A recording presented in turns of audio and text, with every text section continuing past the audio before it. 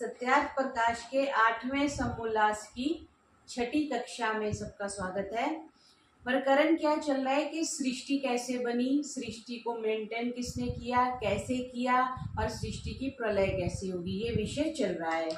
और फिर सृष्टि में सबसे पहले कौन से जीव उत्पन्न हुए, फिर कैसी सृष्टि में बाकी चीजें बनी, सांख्य की प्रक्रिया को हमने कल देखा था।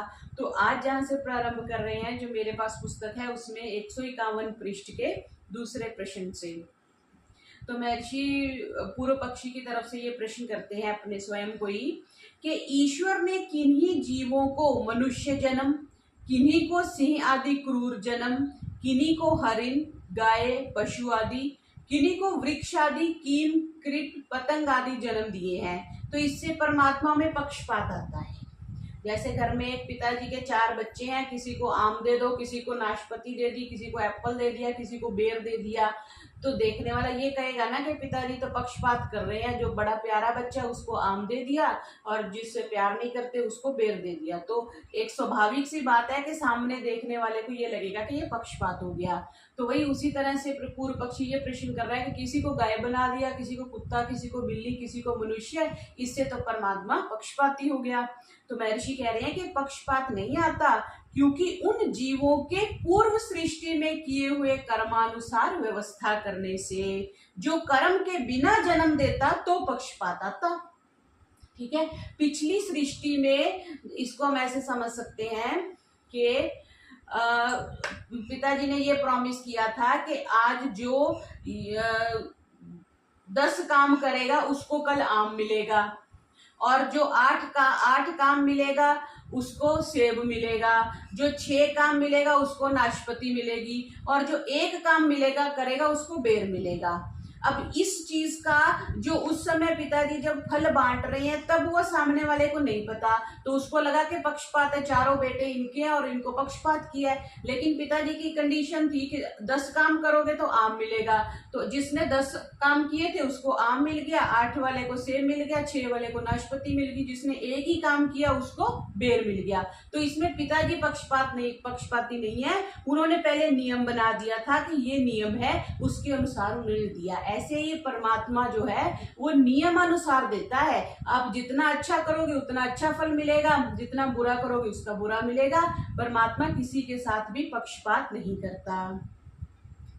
फिर कह रहे हैं मनुष्यों की आदि सृष्टि किस स्थल में हुई, तो ये त्रिष्टुप पर्वत है जिसको तिब्बत कहते हैं हम आजकल, वहां पर कह रहे हैं कि सृष्टि की उत्पत्ति हुई। फिर कहा कि आदि सृष्टि में एक जाति थी या अनेक जातियां थी, तो महर्षि कह रहे हैं एक मनुष्य जाति थी जब सृष्टि बनी। पश्चात विजानी ही आए अन्य च दस्यवः, ऋग्वेद का वचन है कि श्रेष्ठों का नाम जो आर्य था, विद्वान देव और दुष्टों के दस्यु अर्थात डाकू मूर्ख नाम होने से आर्य और दस्यु 2 नाम हुए। सबसे पहले मनुष्य जाति उत्पन्न हुई और उनके 2 नाम हुए, एक आर्य और एक दस्यु। आर्य मीन जो श्रेष्ठ थे, दस्यु जो मूर्ख थे, डाकू थे, चोर थे, उनका नाम पड़ा। उत्शूद्र उत्तार्य ये भी आता है उसमें ऋग्वेद में कि आर्यों में पूर्वोक्त प्रकार से ब्राह्मण, क्षत्रिय, वैश्य और शूद्र 4 भेद हो गए। द्विज विद्वानों का नाम आर्य और मूर्खों का नाम जो है वो शूद्र हो गया, और अनार्य अर्थात अनाड़ी नाम हुआ। शूद्र और अनाड़ी एक ही बात है। फिर कह रहे हैं कि फिर वे यहाँ कैसे आए, मतलब जहां पर हैं। तो महर्षि कह रहे हैं जब आर्य और दस्युओं में अर्थात विद्वान जो देव, अविद्वान जो असुर, उनमें सदा लड़ाई बखेड़ा किया करते थे। जब बहुत उपद्रव होने लगा तब आर्य लोग सब भूगोल में उत्तम, ये देखो क्या शब्द प्रयोग किया, सब भूगोल में उत्तम इस भूमि के खंड को जानकर यहीं आकर बसे। इसी से इस देश का नाम आर्यव्रत हुआ। तो सबसे पहले जो मनुष्य आर्य उत्पन्न हुए वो इसी सृष्टि में, इसी भूमि पे हुए, इसीलिए ये पवित्र भूमि भारत भूमि है।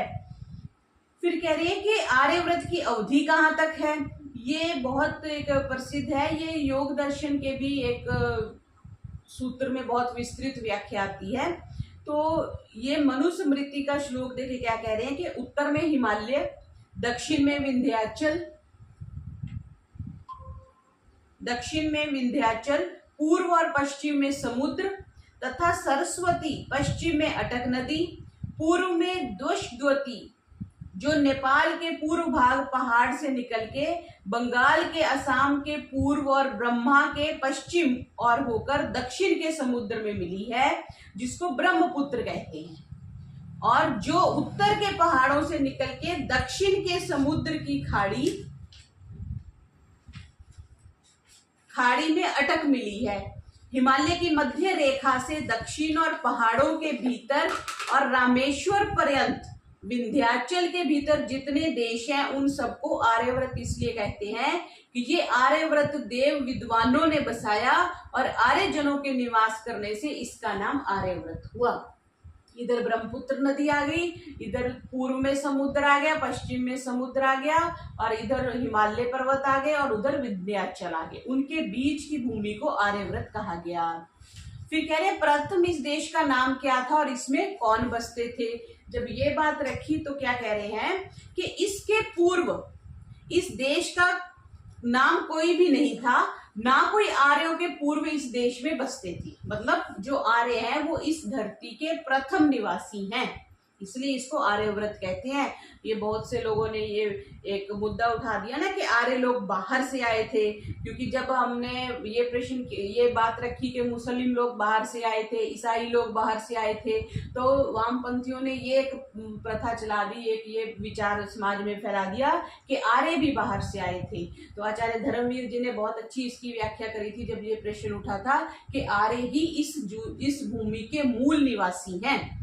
तो वही कह रहे हैं यहाँ पे कि कोई आर्यों के पूर्व इस देश में बसते थे, मूल निवासी इस देश के आर्य हैं, क्योंकि आर्य लोग सृष्टि के आदि में थे। कुछ काल के पश्चात तिब्बत से सीधे इस देश में आकर बसे। फिर कह रहे हैं कि कोई कहता है ये लोग ईरान से आए, इसी से इन लोगों का नाम आर्य हुआ। इसके पूर्व यहाँ जंगली लोग बसते थे जिनको असुर और राक्षस कहते थे। आर्य लोग अपने को देवता बताते थे, और जब उनका संग्राम हुआ तो उनका नाम देवासुर संग्राम कथाओं में कहा गया। ऐसा पूर्व पक्षी की तरफ से प्रश्न उठाया गया है। तब ये कह रहे हैं महर्षि कि यह बात सर्वथा झूठ है। क्यों? ये ऋग्वेद के पहले मंडल का 51वां सूक्त देख के क्या कह रहे हैं, उत्त शूद्र उत्तारे। यह वेद का प्रमाण है कि आर्य नाम धार्मिक विद्वान आप्त पुरुषों का और इनसे विपरीत जनों का, जो पहले कह दिया दस्यु, डाकू, दुष्ट, अधार्मिक और अविद्वान है, तथा ब्राह्मण, क्षत्रिय, वैश्य किसका नाम है, द्विजों का नाम आर्य हो गया, और शूद्र का नाम अनार्य अर्थात अनाड़ी है। ये वेद का प्रमाण है। तो जब वेद कहता है कि तो दूसरे विदेशियों के कपोल कल्पित को बुद्धिमान लोग कभी नहीं मान सकते, क्योंकि अब जैसे हम एक ये न्याय दर्शन में चर्चा आती है कि दूसरे की बात नहीं माननी ना, तो अपनी ऐसी बात, जैसे किसी ने कह दिया कि किसी व्यक्ति ने किसी को कहा कि तुम लेट आए हो, तो दूसरा कहता है कि तुम भी तो लेट आए हो, तो उसने बिना कहे ये स्वीकार कर लिया कि वो स्वयं लेट आया है। तो इस तरह से बहुत से वाद विवाद जल्प ये न्याय दर्शन में व्याख्या आती है। तो क्योंकि बाहर से लोग आए, उनको लोगों ने कहना शुरू कर दिया, ये जो मुस्लिम लोग थे, ईसाई लोग थे, पारसी लोग थे, कि तुम दूसरे देश से आके यहाँ बसे हो, तो उन्होंने आर्य को भी ये कहना शुरू कर दिया कि आप भी बाहर से आए हो।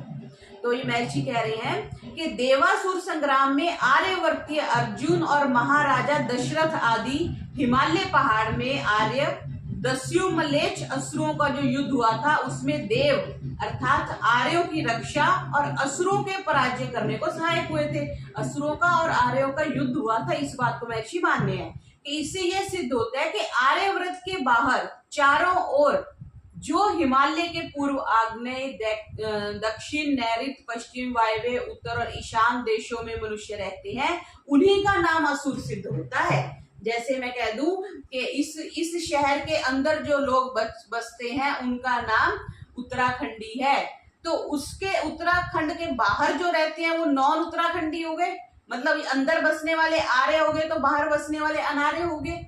और दूसरा, क्योंकि वेद का प्रमाण है कि इस भूखंड में रहने वाले लोग आर्य हैं, तो बाहर रहने वाले अनार्य हो गए। इस तरह महर्षि ने सिद्ध किया। क्योंकि जब जब हिमालय प्रदेश आर्यों पर लड़ाई को चढ़ाई करते थे, तब तब यहाँ के राजा महाराजा लोग उन्हीं उत्तर आदि देशों में आर्यों के सहायक होते थे। और जो श्री रामचंद्र जी से दक्षिण में युद्ध हुआ है उसका नाम देवासुर संग्राम नहीं है, किंतु उसको राम रावण अर्थात आर्य और राक्षसों का संग्राम कहते हैं। यहाँ से भी जो ये श्री राम भद्राचार्य जी ने बात रखी है ना कि वो रामायण को कल्पित मानते हैं, देखो ये 8वें समोल्लास में भी श्री रामचंद्र जी की चर्चा आई है और महर्षि ने ये कहा है कि श्री रामचंद्र जी से दक्षिण में युद्ध हुआ, ये भी वो प्रमाणिक मानते हैं। श्रीलंका अपने दक्षिण में पड़ती है, उसका नाम देवासुर संग्राम नहीं है, ये भी स्पष्ट कर दिया। और ये भी कह दिया कि उसको राम रावण अर्थात आर्य और राक्षसों का संग्राम कहते हैं। किसी संस्कृत ग्रंथ या इतिहास में नहीं लिखा कि आर्य लोग ईरान से आए और यहाँ के जंगलियों से लड़कर जय पाके निकल के इस देश के राजा हुए, ऐसा नहीं है।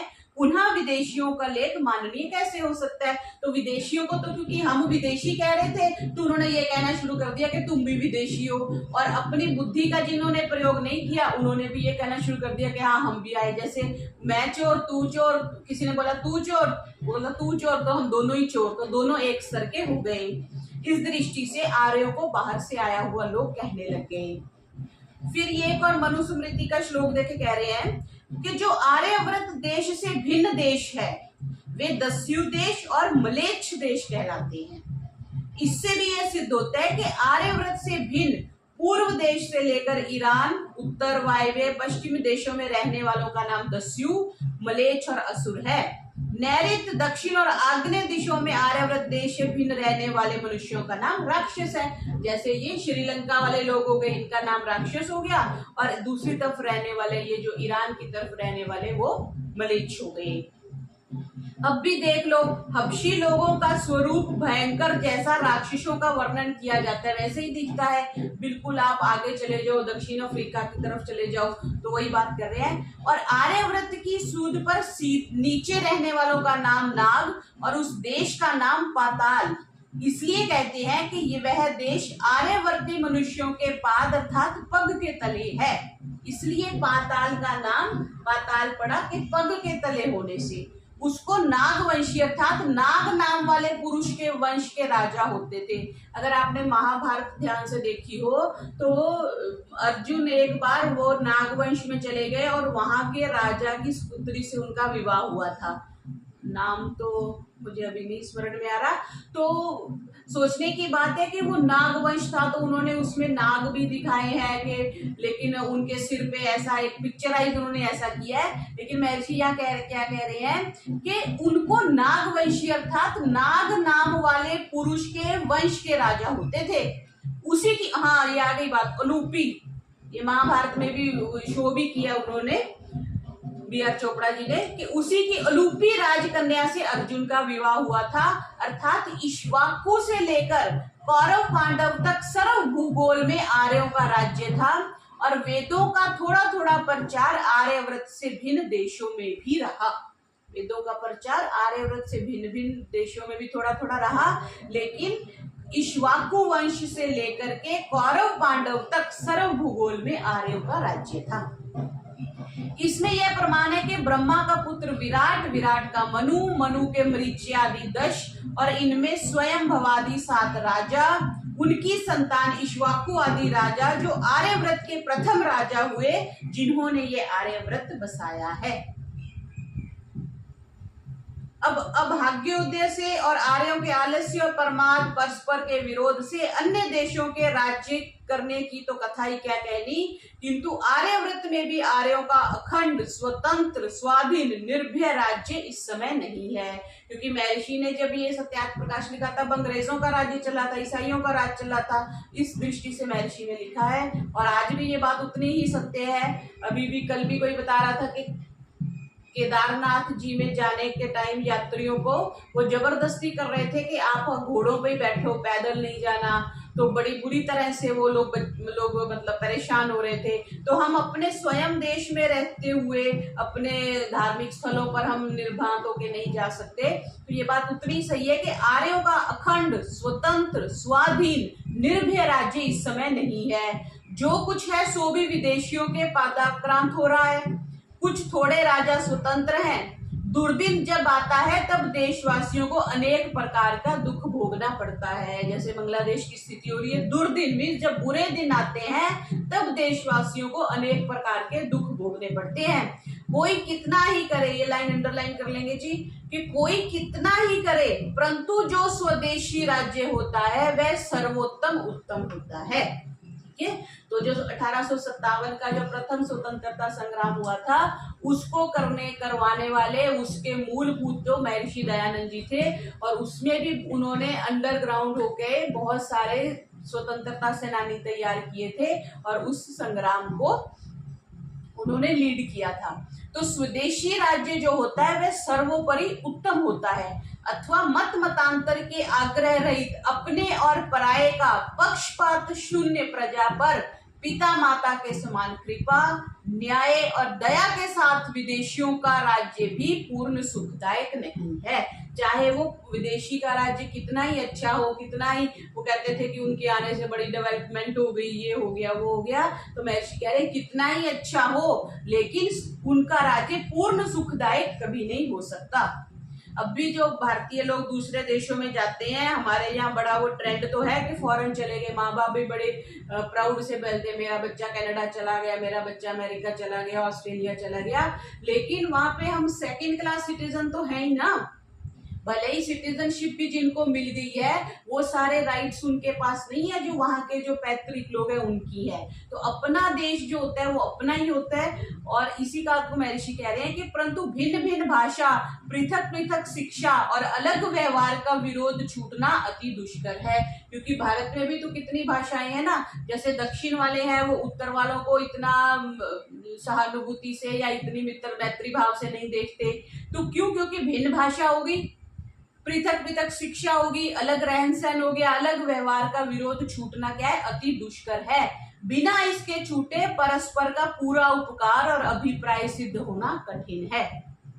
इसलिए जो कुछ वेद आदि शास्त्रों में व्यवस्था व इतिहास लिखे हैं उसी का मान्य करना भद्य पुरुषों का काम है। इसलिए कोई भी कुछ बात कहे तो उसको वेरीफाई करना चाहिए, उसको शास्त्र के साथ मिलाना चाहिए, तब मानना चाहिए। क्योंकि जैसे आजकल अब क्योंकि युवा पीढ़ी को कुछ पता ही नहीं है, ना शास्त्र पढ़े हैं, ना पढ़ने की इच्छा है, बस मोबाइल ही जीवन है, जीवन ही मोबाइल है, तो उसमें जो प्रस्तुत किया जा रहा है वो भी कोई उच्च स्तर की इतिहास नहीं है, उच्च स्तर का कुछ ज्ञान नहीं है, तो वो अपनी संतान को क्या आगे ज्ञान देंगे। तो इसका मतलब ये हुआ कि आने वाली जो समय होगा वो पीढ़ियां के साथ बहुत अच्छा हम नहीं कह सकते कि जाएगा। क्यों? क्योंकि उन्होंने अपने इतिहास को और वेद आदि शास्त्रों को छोड़ दिया। इसलिए यथासंभव प्रयास करना चाहिए कि हम अवश्य पढ़ें।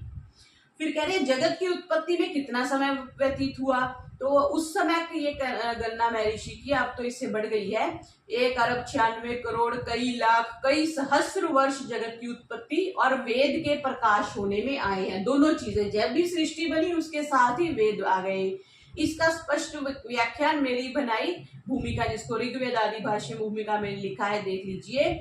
सृष्टि के बनाने और बनने में यह भी है कि सबसे सूक्ष्म टुकड़ा जो काटा नहीं जाता उसका नाम परमाणु है, मतलब जिसके और भाग नहीं हो सकते वो परमाणु है। इसको भी लिख लेंगे, गणना के लिए अंडरलाइन कर लेंगे। 60 परमाणुओं से एक अणु, 2 अणु का एक द्वनुक जो स्थूल वायु है, 3 द्वनुक का एक अग्नि, 4 द्वनुक का जल, 5 द्वनुक की पृथ्वी और 3 द्वनुक का त्रसरेणु, और उसका दूना होने से पृथ्वी आदि दृश्य पदार्थ होते हैं। बहुत सी ऐसी चीजें हैं ना जो दृश्य नहीं है, उसके लिए हमें माइक्रोस्कोप यूज करते हैं, या पहले लेंस यूज करते हैं फिर माइक्रोस्कोप यूज करते हैं। तो महर्षि कह रहे हैं जो बिल्कुल नहीं टूट सकता, अविभाज्य जिसको कह देते हैं, वो परमाणु हो गया। फिर 60 परमाणुओं को मिला लिया तो एक अणु हो गए। ठीक है, जैसे एक परमाणु एक बॉल हो गई, 60 बॉल आपने इकट्ठी कर ली तो वो एक अणु बन गया। फिर अब 2 अणु मीन्स 120 बॉल हो गई तो एक द्वनु का एक स्थूल वायु बन गई।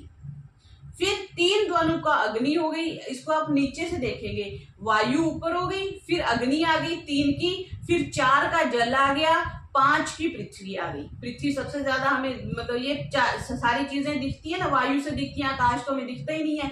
तो यहाँ पे महर्षि ने आकाश का नहीं लिखा, तो हम ऐसा समझ सकते हैं कि एक अणु का आकाश होगा, या तो फिर, क्योंकि ध्वनिक से बात शुरू करी है, क्योंकि ये लिखा ना कि इस प्रकार क्रम से मिलाकर भूगोल आदि परमात्मा ने बनाए, उसका दूना होने से पृथ्वी आदि दृश्य पदार्थ होते हैं। तो तीन द्वनुक त्रसरेणु, उसका दूना होने से मतलब त्रसरेणु को 2 गुना कर दिया, तब पृथ्वी आदि जो पदार्थ है वो दृश्य होते हैं। इससे पहले सारे सूक्ष्म है जो हमें दिखते नहीं है। फिर कह रहे हैं कि इसका धारण कौन करता है, अगर पृथ्वी बना दी है तो इसको धारण कौन करता है। कोई कहता है कि शेष अर्थात सहस्र फन वाले सर्प के सिर पर पृथ्वी है, दूसरा कहता है बैल के सींग पर है, तीसरा कहता है किसी पर नहीं है, चौथा कहता है वायु के आधार पर है, पांचवा कहता है कि सूर्य के आकर्षण से खींची हुई अपने ठिकाने पर स्थित है। कोई कह रहा है कि पृथ्वी भारी होने से नीचे नीचे आकाश में चली जाती है, इत्यादि। किस बात को सत्य माने, पृथ्वी कैसी है, ये प्रश्न किया जा रहा है।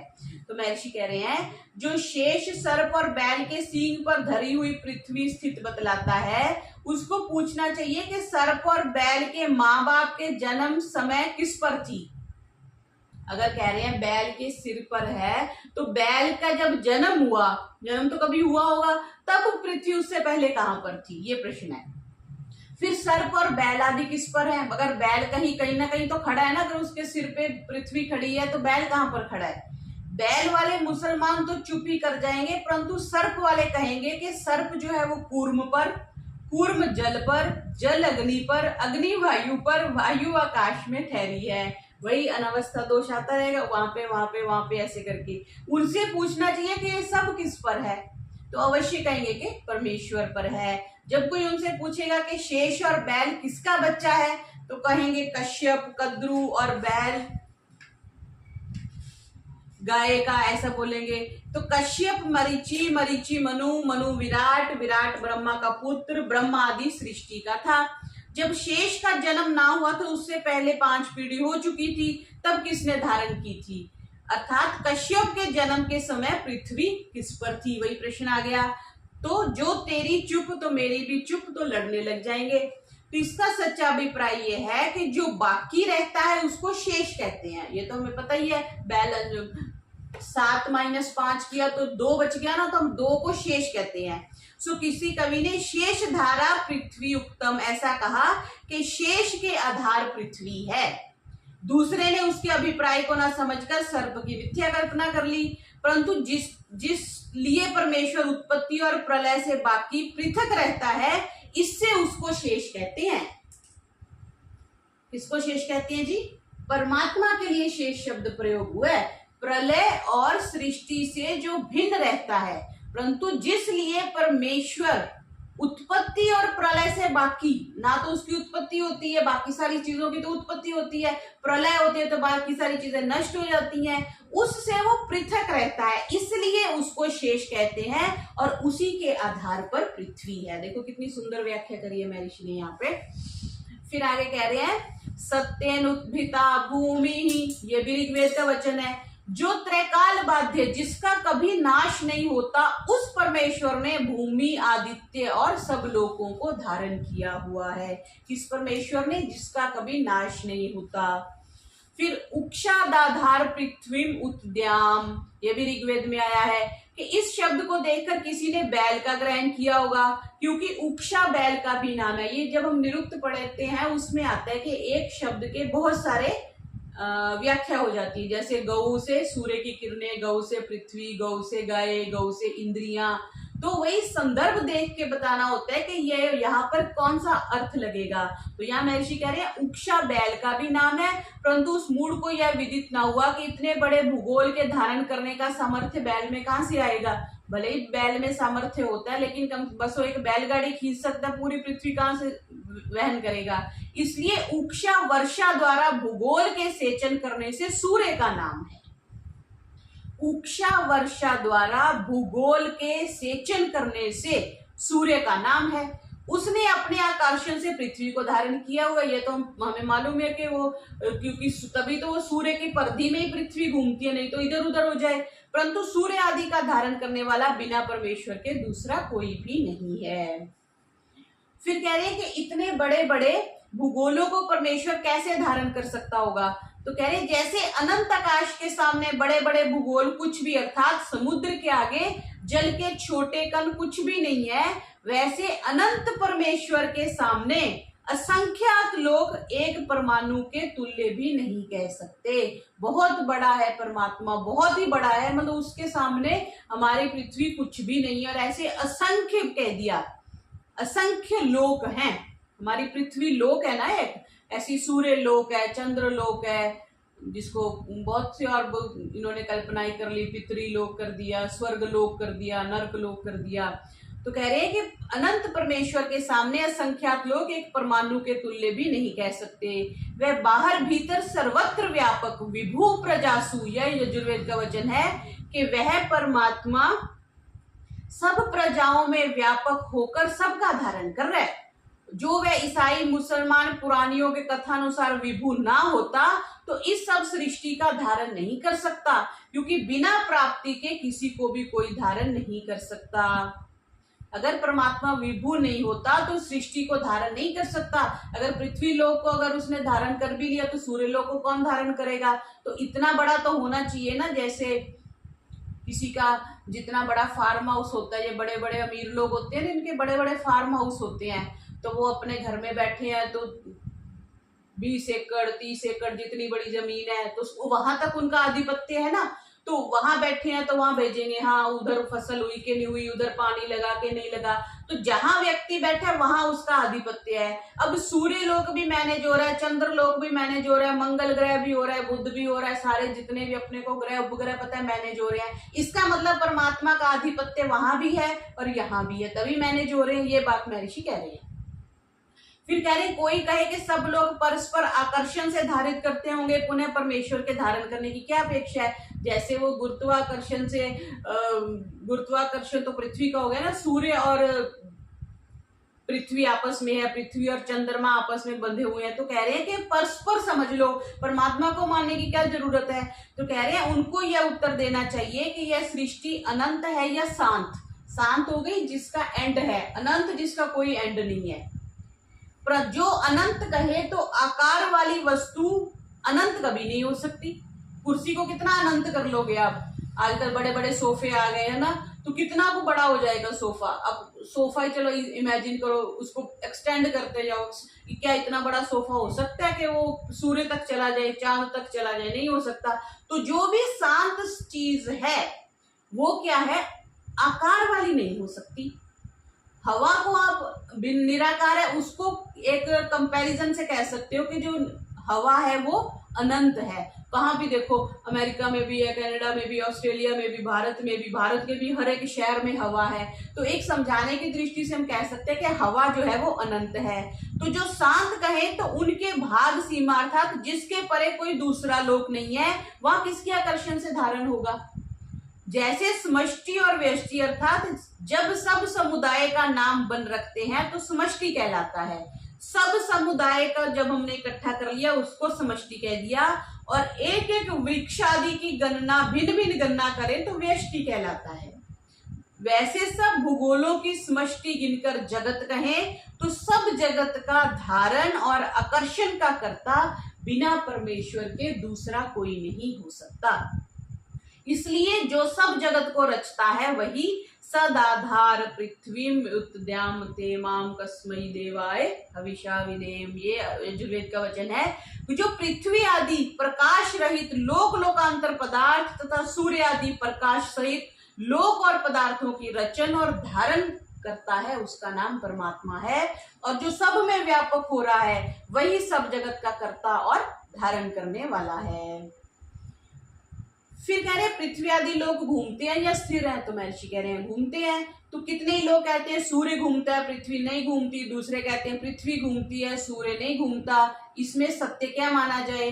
तो महर्षि कह रहे हैं दोनों आधे झूठे हैं, क्योंकि वेद में लिखा है, ये यजुर्वेद के 3रे अध्याय का 6ठा मंत्र क्या कहता है कि यह भूगोल जल के सहित सूर्य के चारों ओर घूमता जाता है, इसलिए भूमि घूमा करती है। यजुर्वेद का मंत्र कह रहा है तो हम मानते हैं कि पृथ्वी घूमती है। अब महर्षि ने यहाँ पे क्या शब्द लिखा, जल के सहित सूर्य के चारों ओर घूमती है। अब वो एक स्कूल में गेम खेलते थे ना, चम्मच में नींबू रख के, तो वो नींबू या आलू था, गिर जाता था, थोड़ा सा ही भागते थे, तो क्या उसको रेस बोलते थे, पोटैटो रेस या कुछ लेमन रेस, है ना। अब यहाँ पे क्या है कि पृथ्वी सूर्य के गिर्द घूम रही है और जल के सहित घूम रही है। कभी ऐसा नहीं हुआ कि पृथ्वी घूमेगी समुद्र सारा खाली हो गया, ऐसा नहीं हुआ ना। तो कितना बैलेंस करके परमात्मा ने सेट किया है कि पृथ्वी घूम भी रही है और पृथ्वी बहुत तेजी से घूम रही है। इसकी आप एग्जैक्ट गणना देखें तो बहुत तेजी से घूम रहे हैं हम। तो वो जो मेलों में जाते हैं, वो एक गोल ऐसे घूमने वाला एक झूला होता है, उसी में चक्कर आने लग जाते हैं। लेकिन ये पृथ्वी को देखते हैं जब अंतरिक्ष में जाके, तो बहुत तेजी से घूम रही है, लेकिन हमारी जीवनचर्या पर उसका कोई प्रभाव नहीं पड़ता, कोई चक्कर नहीं हमें आ रहा। तो पृथ्वी जल के सहित घूमती है, लेकिन उसका जल कभी गिरता भी नहीं है, इसलिए भूमि घूमा करती है, ऐसा महर्षि ने कहा। तो आज का पाठ इतना ही रखते हैं। ओम